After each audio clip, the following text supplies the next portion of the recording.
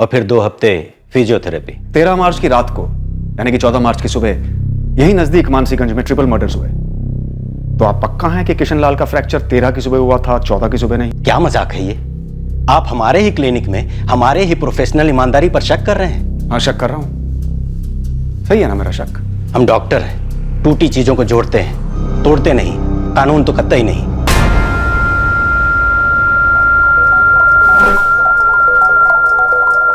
नमस्ते। ये Gandhi colony triple murder case के बारे में हमसे क्या बात करनी है आपने? सिर्फ ट्रिपल मर्डर केस के बारे में नहीं, नवीन पटेल मर्डर केस के बारे में भी बात करनी है। वो तो हम जानते तक नहीं थे। हाँ, थोड़ा बहुत जमीन पर पैसे लगाते किशनलाल के साथ। बालकिशन संभालता है सौदा। मुखौटा है आपका, और जिसे आप संभालना कह रहे हैं ना, उसे कानूनी भाषा में बेनामी होल्डिंग कहते हैं। कानूनी बात तो आप ही जाने साहब। हम ये जानना चाहते हैं प्रदीप कनौजिया कि तुम और किशनलाल किसके मुखौटे हो? किसका काला पैसा लगाते हो जमीनों पर?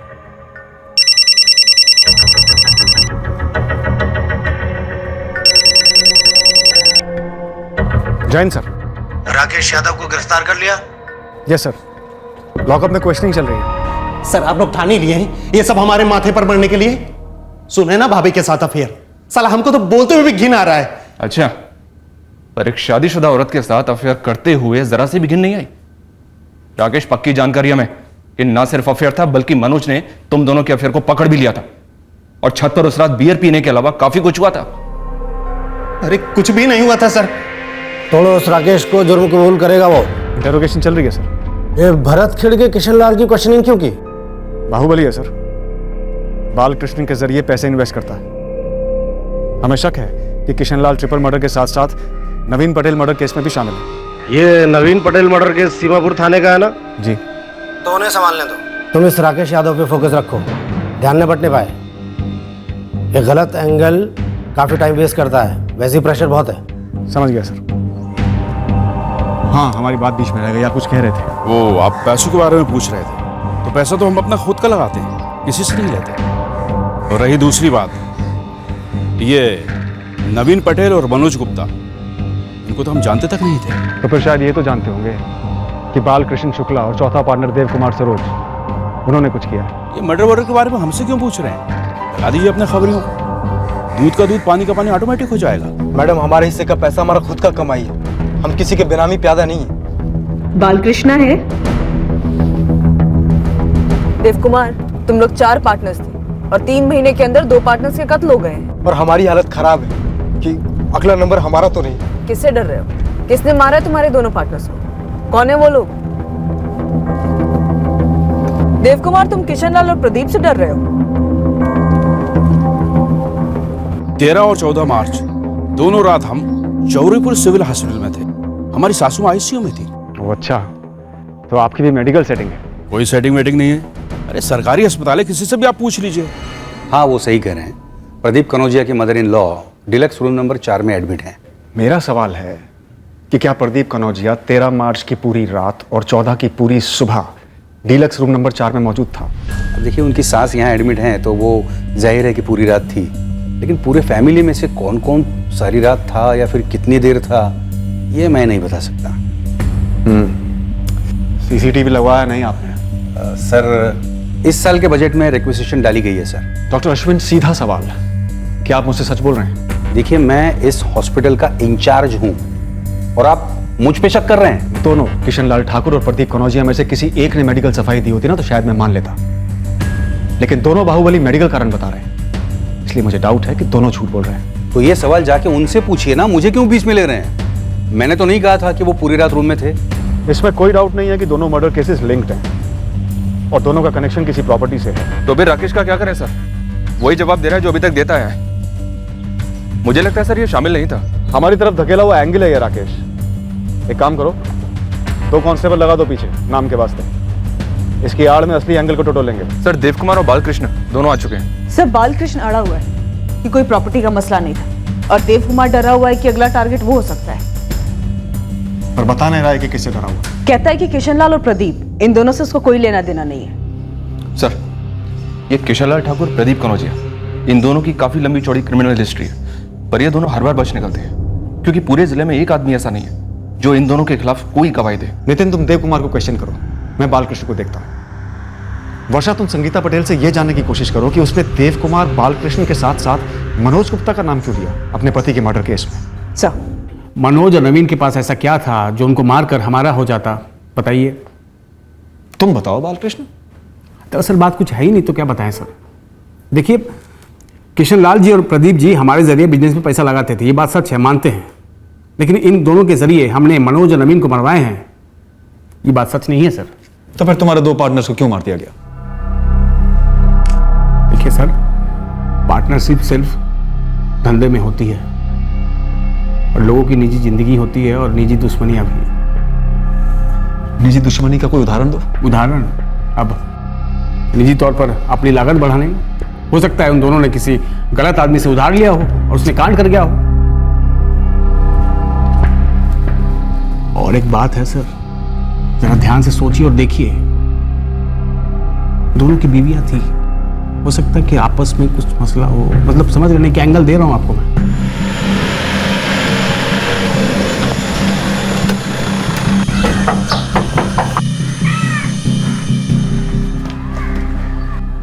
संगीता जी, बिजनेस को लेकर कोई मसला था क्या? हमारे पति काम की बात घर पर नहीं करते थे।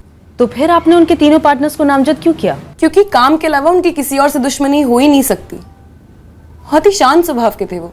ऐसे खतरनाक लोगों से हम मेल जोल ना रखने देते। क्या आपके पति ने किशन लाल ठाकुर और प्रदीप कनौजिया, इन दोनों के बारे में कभी कोई जिक्र किया? हमने ये नाम उनके मुंह से कभी नहीं सुना। इन दोनों का नाम कौन नहीं सुना है सर। बस अब इतना जानते थे कि बालकृष्ण उनका भी पैसा हमारी प्रॉपर्टीज में लगाता था, लेकिन सर ना हमारी कभी उनसे मुलाकात हुई है और ना कभी बातचीत। फिर भी तुम्हें इस बात का डर है कि वो लोग तुम्हें मार डालेंगे? हमको नहीं पता सर कि हमको कौन मार डालेगा। सर हमको इतना पता है कि हमारे दो पार्टनर का मर्डर हो चुका है। पर देव कुमार उन्हें मारा क्यों गया है? क्या वो ऐसा कुछ जानते थे जो उन्हें जाना नहीं चाहिए था? क्या वो ऐसा कुछ कर बैठे थे या नहीं कर रहे थे जिसकी वजह से उन्हें मार डाला गया? कोई और बड़े नाम शामिल हैं इसमें? तुम चारों के बीच क्या हुआ था देव कुमार, बोलो। आप और हमको डरा रहे सर। सर एक आप काम कीजिए, आप ना हमको पुलिस प्रोटेक्शन दे दीजिए। सर हमको जिंदा रहना है सर। सर अब क्या लिख के दे हम? जो था हम सब कुछ बता चुके हैं आपको। वो सारी प्रॉपर्टीज जो तुम चारों की थी और जो नवीन और फिर मनोज के मर्डर के बाद सिर्फ तुम दोनों के हाथों में है। ऐसी कोई प्रॉपर्टी इस वक्त है ही नहीं सर। एक थी जो हम लोगों ने बेच दी थी। सर हम भौंके जा रहे कब से कि इन दोनों के मर्डर का हमारे पार्टनरशिप से कोई वास्ता ही नहीं है। इस प्रॉपर्टी का इस मसले में कुछ था ही नहीं सर। तो फिर क्या है तुम्हारे हिसाब से, या कौन है?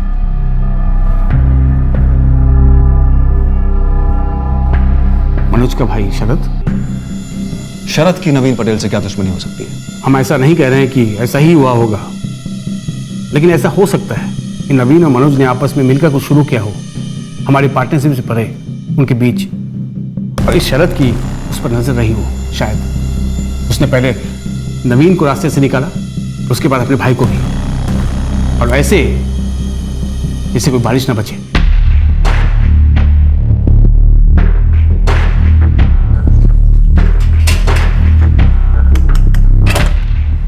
महेंद्र भाई, आप और श्याम जो है दोनों खिसक लो। क्यों? राउंड अप में। Yes sir. I want you in my office right away. Yes sir. अब मुझे बुलाया। किस कारण से तुमने 2 अरेस्ट वारंट्स मंगवाए? सर क्योंकि ये दोनों इस केस से जुड़े हैं। कोई सबूत है? शक है सर, और ऐसे 2 लोगों पर शक है जिनकी क्रिमिनल हिस्ट्री कई पन्नों तक जाती है। ये अरेस्ट डालते हैं लोगों को डरा धमका कर। ट्रिपल मर्डर केस में शक करने जैसा कोई सुराग मिला? सर ट्रिपल मर्डर केस और नवीन पटेल केस आपस में जुड़े लगते हैं। सुराग हो सकते हैं, सुराग। सर चारों पार्टनर्स में से 2, मनोज और नवीन का मर्डर हुआ। तीसरा बालकृष्ण उन 2 बाहुबलियों का फ्रंट मैन है, और चौथा देव कुमार अब यह कहता है कि उसे अपनी ही जान का डर है। ये देव कुमार का डर और बालकृष्ण के कनेक्शंस अपने आप में काफी सुराग है सर। सत्यन, तुम्हारा एंगल ही नहीं, तुम्हारा इन्वेस्टिगेशन करने का तरीका भी गलत है। अरे भाई, विक्टिम के कितने भी कनेक्शन हो सकते हैं, क्या सबके लिए तुम अरेस्ट वारंट इशू कराओगे? लेकिन सर बिना पूछताछ के किसी को क्लीन चिट नहीं दे सकते। तुम्हारी किशन लाल और प्रदीप से बात हुई? सवाल पूछे थे ना? हाँ, लेकिन जवाब क्या मिला सर? एक कहता है कि वो 13 मार्च को पूरी रात घर पे था, पैर में प्लास्टर बांधकर। दूसरा कहता है कि वो रात भर आईसीयू में था, सास की सेवा कर रहा था। सर इतना एक्सपीरियंस तो है इन्वेस्टिगेशन का कि ये दोनों ही कारण फर्जी मालूम होते हैं। क्या मनोज और इन दोनों के फोन रिकॉर्ड्स में कनेक्शन बने? जी नहीं। क्या इन दोनों के इंस्ट्रूमेंट्स लोकेशंस 13 तारीख की रात को क्राइम सीन पे थे? जी नहीं, लेकिन क्रिमिनल्स आजकल बहुत शातिर हो गए हैं सर। आजकल क्राइम करने जाते हैं तो फोन लेकर नहीं जाते सर।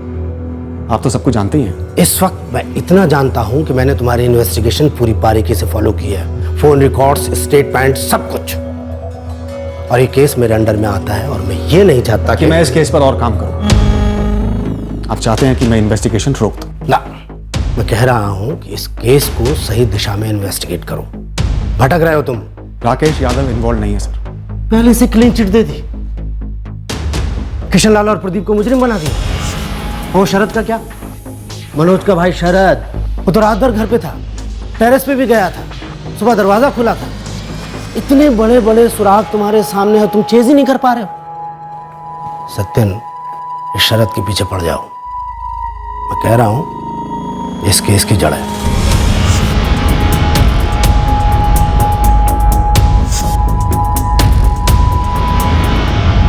सर, नवीन पटेल की पत्नी संगीता, उसे ना ही पार्टनरशिप की डिटेल्स के बारे में कुछ पता है और न हुए सौदों के बारे में कोई खबर। शरद ने भी यही कहा सर कि उसके भाई मनोज ने इस प्रॉपर्टी बिजनेस की कोई भी डिटेल उसके साथ कभी शेयर नहीं की। सर, ये नहीं कहूंगा कि कोई कुछ जानता नहीं है, ऐसा है कि कोई कुछ बोल नहीं रहा है। मसला किसी प्रॉपर्टी से जुड़ा है। प्रॉपर्टी इस पार्टनरशिप से जुड़ी है और एक पार्टनर 2 शातिर क्रिमिनल से जुड़ा है। इन दोनों को ये तगड़े एलिबाई देने वाले जो 2 डॉक्टर्स हैं, डॉक्टर सुनील और डॉक्टर अश्विन, इन्हें घेरे में लें, पूछें भाई क्या असलियत है किशन लाल के फ्रैक्चर की। घर के अंदर ही फिसल गए। या कितना सच है प्रदीप कनौजिया का ये आईसीयू वाला बहाना। दोनों रात हम चौरीपुर सिविल हॉस्पिटल में थे। क्या लगता है सच उगलवा पाएंगे? सर, ये दोनों देव कुमार और बालकृष्णा जब मुंह नहीं खोल रहे हैं तो ये डॉक्टर्स क्यों मुंह खोलेंगे?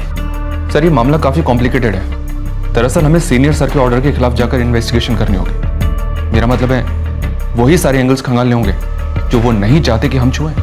फिर भी कोशिश करते हैं। मैं तुम्हें फोन करने ही वाला था सत्यन, अच्छा हो तुमने सामने से कर दिया। सर, मुझे आपकी हेल्प चाहिए।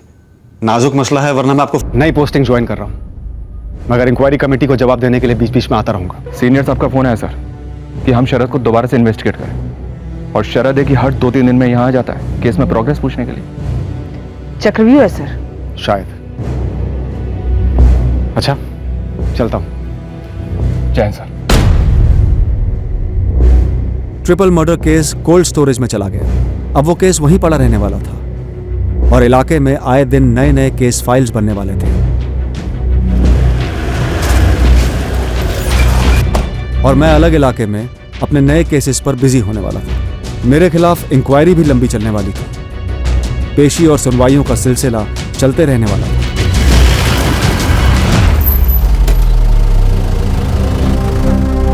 और मैं यहां मानसीगंज थाने का चार्ज लेने वाला था और यह केस कुछ समय तक मेरे रडार में आने ही नहीं वाला था।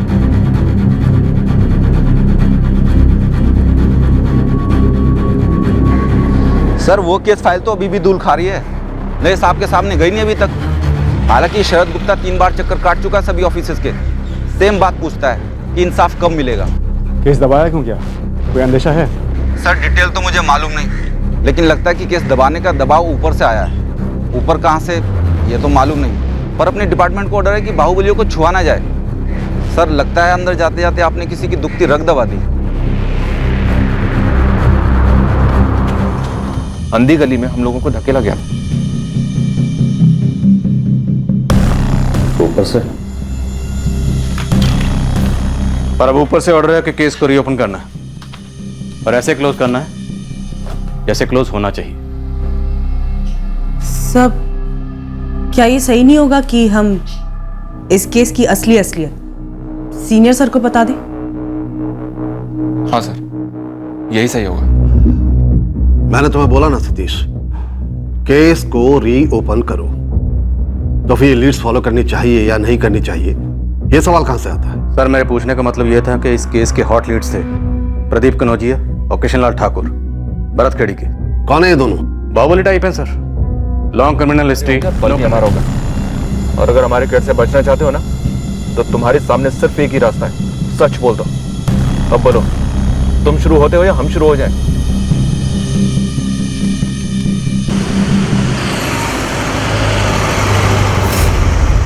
ठाकुर साहब फोन जा रहे हैं। हेलो, कहाँ हो प्रदीप? फोन टैप किया होगा किशन। अरे नहीं बे, ताजा सिम है, जल्दी बोल। नए ऑफिसर से बात हुई कि नहीं?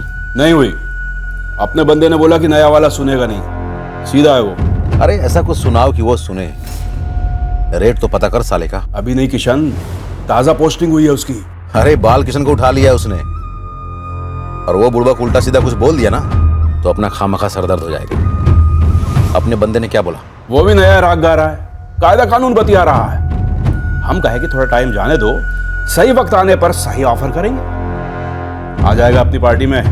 हर आदमी का एक रेट होता है, इसका भी होगा, पता कर। ये तो सरासर नाइंसाफी है।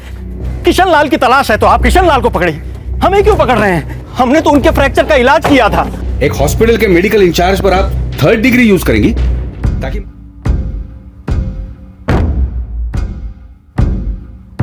सारे इलाके में नाकाबंदी लगवा दो। जहां भी है, जिस बल में है, खींच निकालो।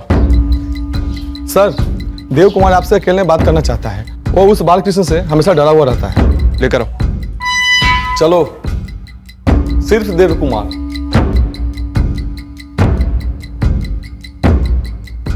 हमें पता नहीं था सर कि बालकृष्ण 2 बाहुबलियों का आदमी है।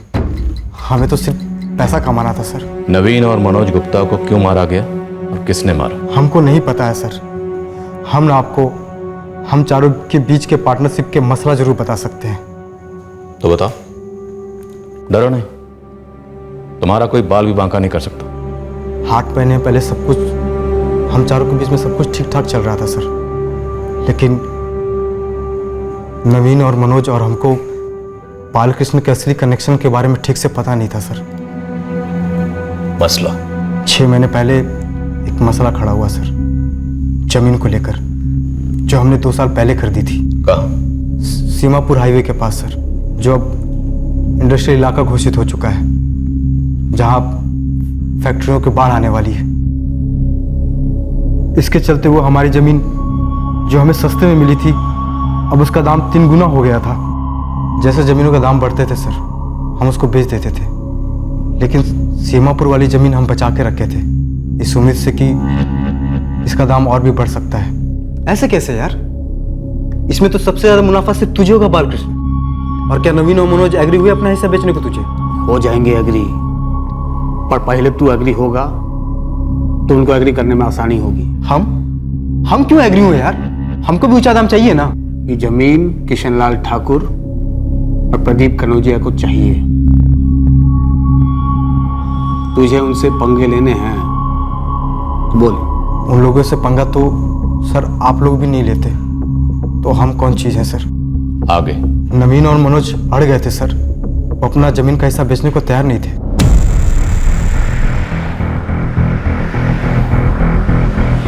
हाँ, हम करते हैं आपका काम। ये क्या जबरदस्ती है यार? भाई बालकृष्ण, तुमने हमसे तो नहीं कहा था कि तुम उनका पैसा लगा रहे हो और उनका चलेगा? देव अपना हिस्सा बेच चुका है हमको, और तुम्हारी लागत का 3 गुना मिल रहा है, तो दिक्कत क्या है भाई? हमारी लागत 2 साल पुरानी है भाई, और इस वक्त हमें 3 गुना से ज्यादा मुनाफा मिल सकता है, तो क्यों छोड़े?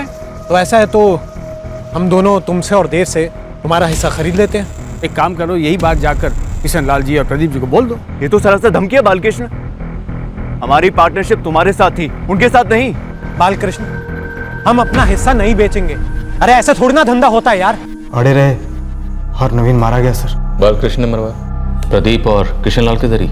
वो तो पता नहीं सर, लेकिन नवीन की बीवी ने अपने स्टेटमेंट में हमारा भी नाम दिया था सर। उसने तो मनोज का भी नाम दिया था। मनोज के बारे में पहले ही बताया था। जब हम मनोज और उसकी फैमिली के मर्डर केस के बारे में तहकीकात कर रहे थे, तब तो आपने हमें कुछ नहीं बताया था। चौहान, हम गोल गोल चक्कर काट रहे थे और पहुंचे थे वहां तक। तब पहुंच करके क्या कर लिया था भाई? हो गया ना सत्येंद्र सर का ट्रांसफर। भाई मैं खुद ऐसी जगह पे अपनी पोस्टिंग चाहता ही नहीं था। अभी नए सर आ गए, देखो सबकी घंटी बज गई। वो नवीन पटेल की हत्या जिन 2 शूटरों ने की थी, महेंद्र और श्याम, इस समय मेरी हिरासत में है। उनका ये कहना है कि नवीन पटेल ने उनसे कुछ पैसे उधार लिए हुए थे जमीन में लगाने के लिए, लेकिन वो नवीन पटेल उनको पैसा ही वापस नहीं कर रहा था। गड़बड़ है चौहान, ये बलि क्या पकड़े हैं? अब तुम हम पर ही शक कर रहे हो? भाई मैंने पहले भी उनको एक बार पकड़ा हुआ है, ये दूसरी बार पकड़ में आए वो। अब जाकर के उन्होंने अपना मुंह खोला है। चाहिए तो तुम दोनों जाकर के खुद पूछताछ कर लो।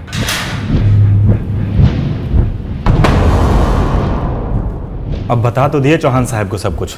हमने ही मारा है नवीन पटेल को। साहब 5 लाख रुपए लिए थे हमसे, लौटा नहीं रहा था और ऊपर से ज़मीन का भाव भी बढ़ता जा रहा था। असल तो छोड़िए, हमारा ब्याज तक नहीं दे रहा था नवीन। और अगले हफ्ते करते करते ये दोनों सो कॉल्ड बाहुबली बेनामी पैसा इन्वेस्ट कर रहे हैं। तो कई ऊंचे लेवल के लोगों का पैसा हो सकता है, पॉलिटिशियन फॉर एग्जाम्पल। बिल्कुल सर, तभी तो इनके पास जिले में इतनी पावर रही होगी। हमारे आदमियों में से कितनों पर इनका पावर चलता है? ऑलमोस्ट हर थाने में कोई ना कोई रहा होगा, छांटना मुश्किल है सर। जो भी इनके आका हैं होंगे, हम दोनों को अदालत में घसीटेंगे बाकायदा सबूतों के साथ।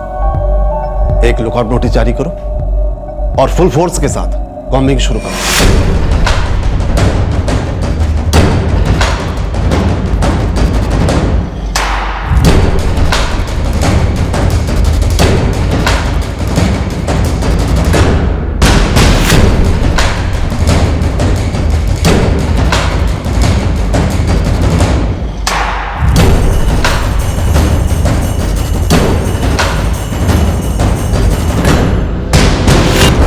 एक हफ्ते बाद हमें खबर मिली कि प्रदीप कनौजिया भरत खेड़ी की तरफ निकल पड़ा। जिस गाड़ी में वो आ रहा था उसकी डिटेल्स हमारे हाथ लग गई।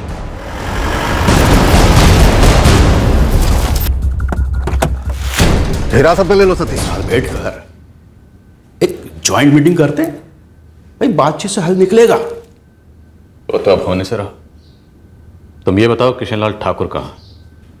वो थोड़ा आजाद ख्याल का है, जब दिल करेगा सरेंडर कर देगा। लेकिन जो कांड किए हैं वो तो हम आपको सौंप दिए। आप चार्जशीट फाइल कर डालिए, फिर आराम से बैठते हैं, दोबारा हमारे घर पे सेटलमेंट करते हैं। उसकी चिंता तो मत करो प्रदीप, सेटल तो अब तुम सभी को किया जाएगा एक साथ। अरे छोटे इंस्पेक्टर साहब, नए वाले बड़े साहब का भी कभी ना कभी तो ट्रांसफर होगा। काहे उबल रहे हैं भाई? हम लोगों का आप लोगों से कोई निजी दुश्मनी थोड़ी है। इसे डीएम ऑफिस में भिजवा दो। हम इस किशनलाल ठाकुर की सारी प्रॉपर्टीज को सील करेंगे जब तक वो सरेंडर ना हो। सर। और सुनो, प्रदीप कनौजिया के साथ नॉर्मल ट्रीटमेंट करना, ना ज्यादा लाड दिखाना और ना ज्यादा हार्ड। अगर उसके वकील ह्यूमन राइट्स वालों को कुछ लिख भेजेंगे तो तब देखेंगे।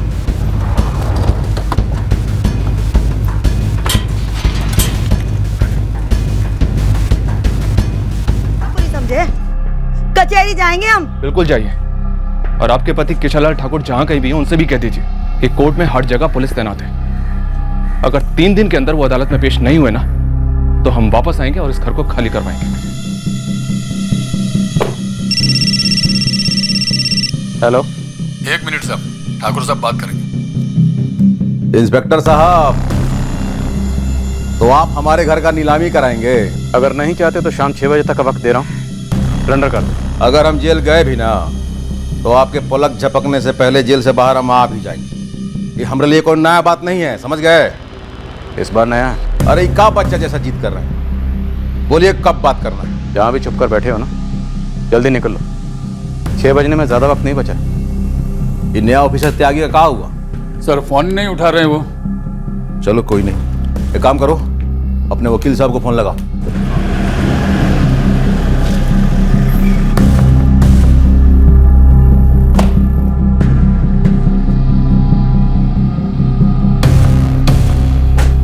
उस शाम को किशनलाल ठाकुर ने जिला न्यायालय में सरेंडर कर दिया।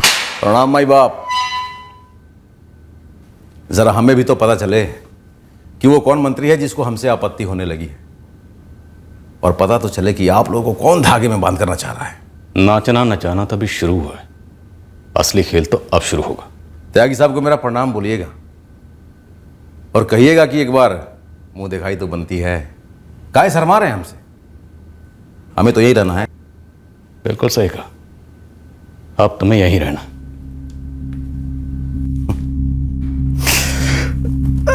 यही रहना है। सर, इनके बाकी केसेस भी खुलवाते हैं। अगर बाई चांस एक केस से फिसल निकले तो दूसरे में अटकेंगे। करेक्ट। बंदे जेल के बाहर कभी नहीं आने चाहिए, और ना ये जेल के अंदर से बाहर की दुनिया चला सके। ये जो पूरा का पूरा सिस्टम बना है सतीश, इसे ब्रेक करना है। समझ गया सर। और जरूरी यह है उन लोगों को अपने साथ लेना जो डर के मारे इनके साथ मजदूरी कर रहे थे, इनकी चाकरी कर रहे थे।